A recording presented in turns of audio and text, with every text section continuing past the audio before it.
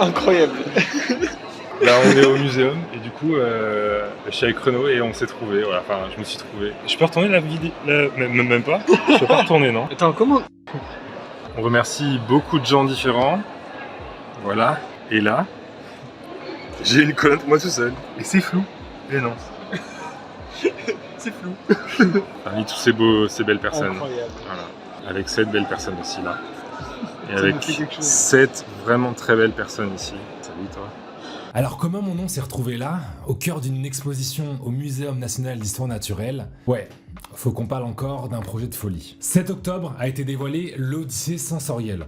Je ne suis pas sponsorisé, hein, vous allez comprendre pourquoi. C'est une immersion ultra innovante au cœur de la nature où l'on est immergé par la vue, le son, mais aussi l'odorat, et où votre quête est d'entrer en empathie avec un maximum d'animaux possible. Être en résonance avec leurs sens, leur vie, leurs émotions. Et mon nom qui est cité dans le projet, c'est parce que, oui, j'ai intégré en 2019 l'équipe du projet pour fonder le commissariat neuroscientifique de ce projet. Oui, ça sonne un peu pompeux, mais l'idée, elle est ultra claire en une phrase. C'est utiliser nos connaissances en neurosciences et en sciences cognitives pour augmenter l'expérience de la spectatrice ou du spectateur. Quelque part, émerveiller pour mieux sensibiliser. Et en pratique, faut que je vous explique. Alors oui, je ne suis pas expert du sujet. Du haut de mes 2 années passées à l'Institut Curie, à Paris, je n'aurais pas cette prétention-là, surtout pas en sciences cognitives, et en même temps, c'est pas le but ici. Avec Guénel, la première personne que j'ai rencontrée, et qui est l'incroyable humain qui chapeaute tout ce projet depuis plus de 6 ans, on savait qu'on allait aller vers des choses inconnues, des choses jamais tentées, notamment scientifiquement. J'ai donc proposé de ne pas travailler avec des consensus scientifiques, mais avec plutôt des hypothèses scientifiques. Notamment parce que personne n'avait travaillé dessus avant. Hein.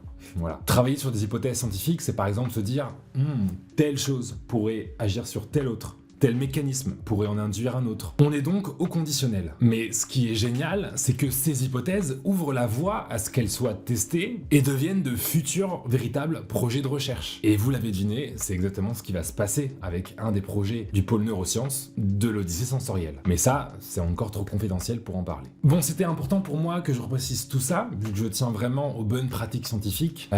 Au moins, je peux pas être plus transparent avec vous par rapport à ça. Alors oui, on va parler un peu de ces procédés utilisés, inspirés des sciences cognitives qui sont censés augmenter l'expérience du spectateur ou de la spectatrice. Mais vous vous doutez bien, vous doutez bien que je vais évidemment rester en surface. Le but est de ne pas casser l'expérience, votre expérience au muséum, car si on veut garder un peu la magie, il faut pas non plus dévoiler les règles du jeu. Bref, je vais vous donner quelques exemples qui dépassent le cadre de l'exposition et ce sera à vous de refaire le lien avec celle-ci.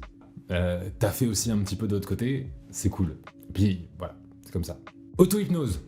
Alors oui, j'ai balancé les concepts comme ça, parce que pas de transition quoi. Auto-hypnose, vous savez, ceux qui ont par exemple le permis, vous roulez plusieurs kilomètres, et au bout d'un moment, vous vous rendez compte que vous ne vous êtes justement pas rendu compte que vous avez conduit tout ce bout là. Ça peut être flippant. Vous avez bien conduit, suivi la route, évité les autres voitures, mais de manière totalement inconsciente. Et c'est quelque part cette monotonie de tous vos sens, vision qui ne change pas vraiment, le toucher qui ne change pas du tout, la partie sonore aussi qui peut être très très constante. Ça, c'est ce que les scientifiques appellent l'hypnose routière, qui est de manière plus générique une sorte d'auto-hypnose très légère. Et si on sait bien l'utiliser, on pourrait peut-être la réutiliser pour faire entrer les spectateurs, les spectatrices, dans un état assez relaxant. À vous de faire le reste. Ah oui, il faut bosser là.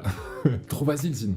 Hypnose inversée. Alors celui-ci, j'ai eu beaucoup, mais vraiment beaucoup de mal à trouver de la documentation scientifique sur le sujet. Mais il existe une hypothèse disant que plutôt que d'aller chercher la monotonie des sens, on pourrait aller chercher leur saturation pour déclencher un état d'hypnose légère chez une personne. Et un étude de cas qui serait parfait, eh bien c'est la télé-réalité. Et oui.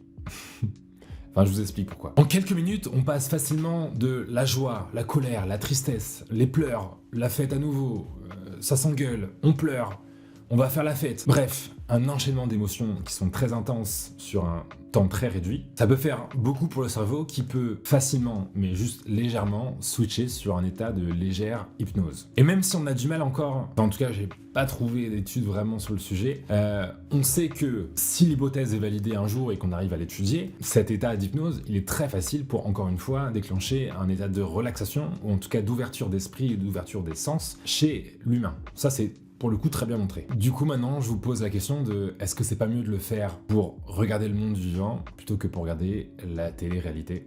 Privatisation de la vue. Alors ça peut paraître assez évident que la vue est le sens humain le plus important, notamment parce que si je demande à n'importe qui d'entre vous quel sens vous seriez prêt à supprimer, je pense que personne va répondre la vue. Enfin je sais pas, mais bon.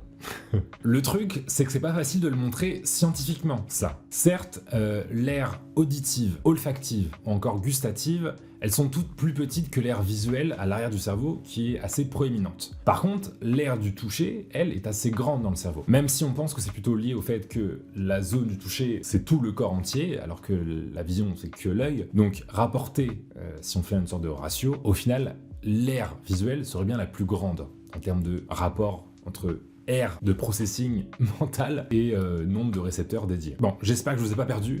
Le sens humain le plus important est la vue. Et enlevons cette vue-là, eh bien on peut totalement faire l'hypothèse que les autres sens vont être alors plus alertes, plus utilisés, le cerveau va être plus focus sur eux, et on pourra alors, pourquoi pas, avoir des expériences nouvelles, plus intéressantes en termes de sens, voire de multisensorialité. Là encore, il y a tout à tester. Et une petite quatrième, équilibrioception, ou plus facilement sens de l'équilibre. Ouais, parce que ouais, on n'a pas que 5 sens. Alors lui, ça tombe bien, puisque c'était le sujet d'une de mes dernières vidéos, même la dernière, où j'ai essayé d'expliquer la peur du vide au sommet d'une grue. J'espère que vous l'avez vu, voilà.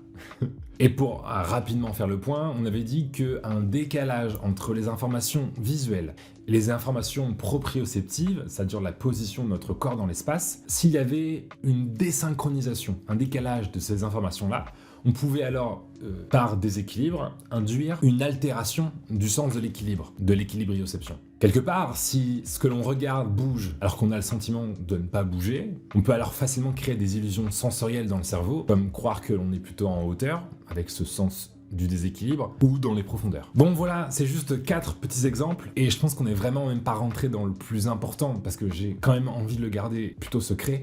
Si vous aimez les nouvelles expériences, les nouvelles sensations, vous allez être servi avec l'Odyssée sensorielle. Quand je disais que j'ai pas tout dévoilé, et notamment toute une partie ultra intéressante sur comment se prendre d'empathie pour un champignon, pour un insecte, etc., ce sont des expériences qui seront possibles de tester à l'Odyssée sensorielle. Voilà, là pour le coup, bon... J'ai vraiment envie de vous en parler, mais ça serait un peu, je pense, casser le truc. Voilà. Il faut y aller aussi en lâcher prise, je pense. En tout cas, je tiens le pari que vous allez vous prendre d'empathie pour des insectes, voire des araignées. Et sur ce, abonnez-vous. N'hésitez pas à commenter si vous voulez qu'on discute ensemble dans les commentaires. Partagez la vidéo, c'est ce qui me soutient le plus. Et sur ce, à la prochaine fois. Ciao.